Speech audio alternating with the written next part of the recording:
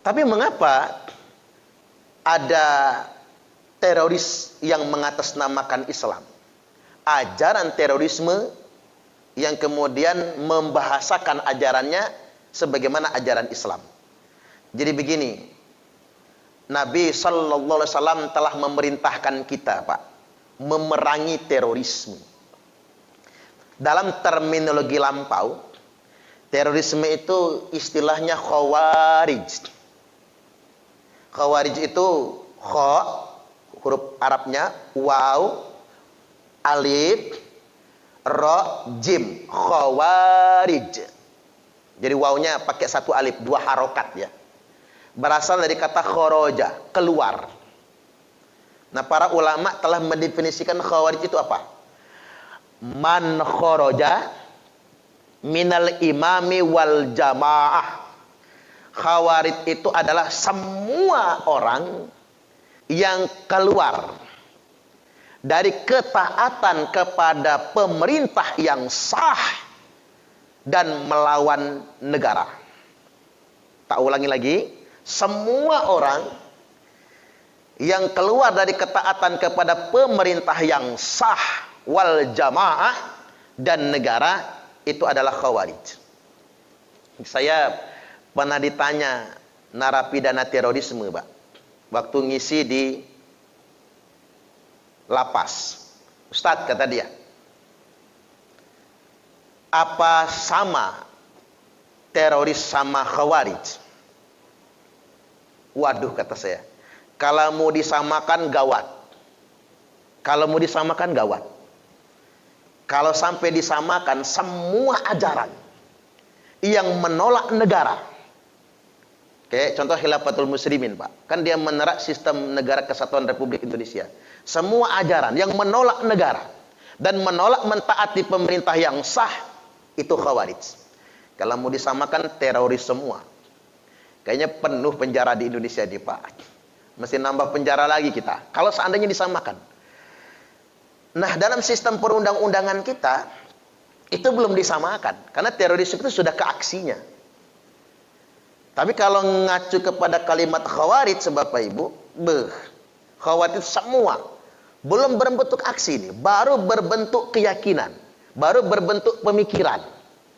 Ketika dia menolak sistem, menolak pemerintah yang sah, menolak negara, maka dia khawarij. Makanya di Arab Saudi halal darahnya. Karena bagi Saudi khawarij dengan teroris itu sama. Maka semua ide dan gagasan menolak pemerintah halal darah. Termasuk begini, Pak.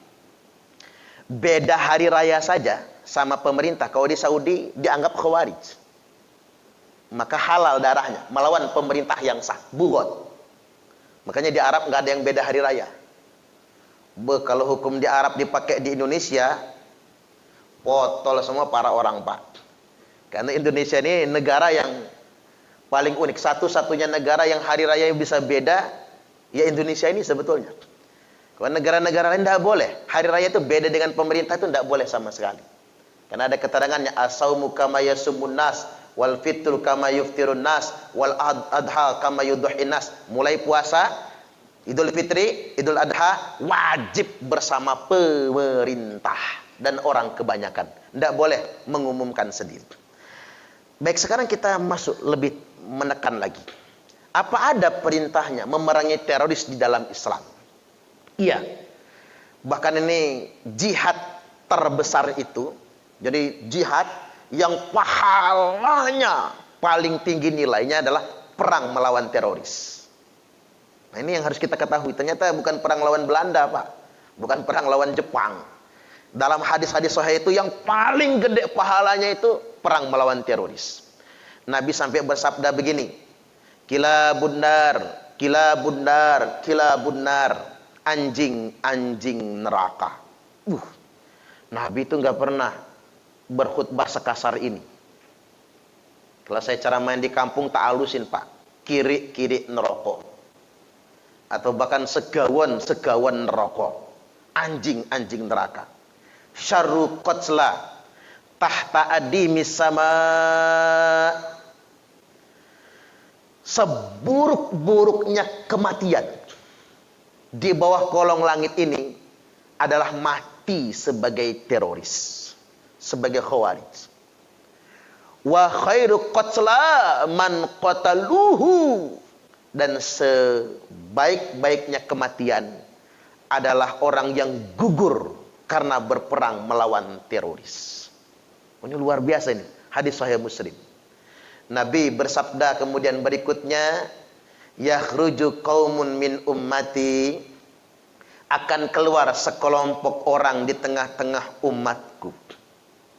Yaqra'unal Qur'an, mereka semua fasih-fasih membaca Al-Qur'an. Jadi jangan ketipu, Pak. Jangan sampai polisi takut nangkep teroris karena fasih membaca Qur'annya. Karena guru ngaji misalnya, Pak. Karena punya pondok. Saya setuju dengan Kepala BNPT yang mengatakan 198 pondok pesantren terafiliasi terorisme. Karena memang ada yang sedemikian rupa mengajarkan anti Pancasila, pro ideologi khilafah, anti negara kesatuan Republik Indonesia. Cuman saya nggak setuju kalau Kepala BNPT habis itu minta maaf. Jangan minta maaf. Saya buat pernyataan terbuka di media. Jangan minta maaf, kata saya. Nggak perlu minta maaf. Itu benar itu. Biar masyarakat kita tuh waspada. Karena ada kejadian, Pak. Bapaknya polisi.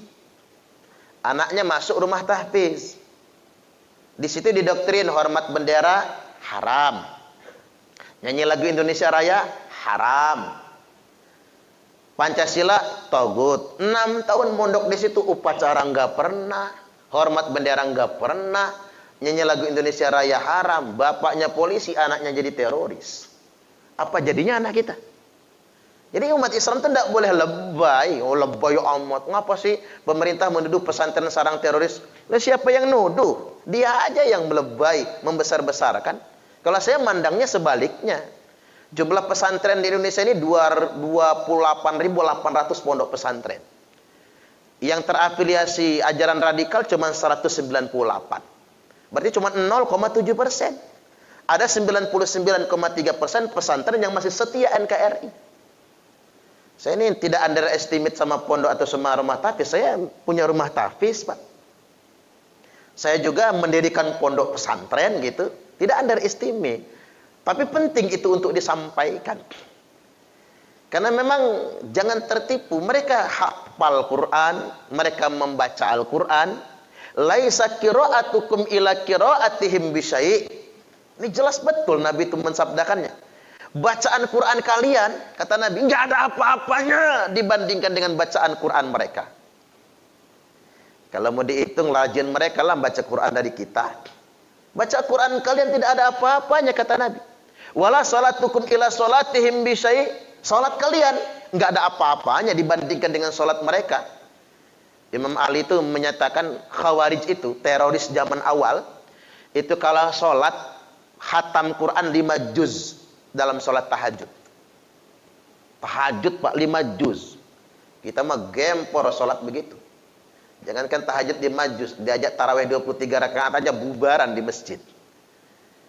Salat kalian tidak ada apa-apanya. Wala siyamukum ila siyamihim bisyai'. Puasa kalian tidak ada apa-apanya dibandingkan dengan puasa mereka. Yahkiru ahadukum amalahum min amalihim. Salah seorang di antara kalian pasti minder kalau membandingkan amalnya sendiri dengan amalan teroris itu. Mereka tuh secara ubudiyah jauh mengalahkan kita. Tapi jangan pernah ragu, kata Nabi. Fa idza kharaju faqtuluhum, maka apabila mereka semua sudah keluar, perangi mereka. Tsumma idza kharaju faqtuluhum, sungguh apabila mereka sudah keluar, perangi mereka. Tsumma idza kharaju faqtuluhum, sungguh apabila mereka sudah keluar, perangi mereka. 3 kali nyebutnya. Nabi itu jawami'ul kalim. Apa itu jawami'ul kalim? Ngomong singkat, padat, dan langsung dimengerti. Dan Nabi itu tidak pernah mau mengulang kata-kata. Tapi kalau Nabi sudah mengulang, itu penting sangat. Jangankan 3 kali, Pak. 2 kali juga penting sangat. Ini Nabi sebutkan sampai 3 kali. Yang lebih keren lagi closing hadisnya. Fatuba liman qatalahum. Beruntunglah orang-orang yang memerangi mereka. Nabi sebutkan 20 kali. Fatuba liman qatalahum. Fatuba liman qatalahum. Beruntunglah yang berani memerangi mereka. Beruntunglah yang berani memerangi mereka. Sampai 20 kali. Saking pentingnya memerangi terorisme itu. Nah, disebutkan dalam hadis yang lain, fa inna fi qatlihim ajron liman qatalahu yaumal qiyamah. Karena sesungguhnya memerangi mereka itu pahalanya sangat besar bagi yang memeranginya pada hari kiamat nanti. Seakan-akan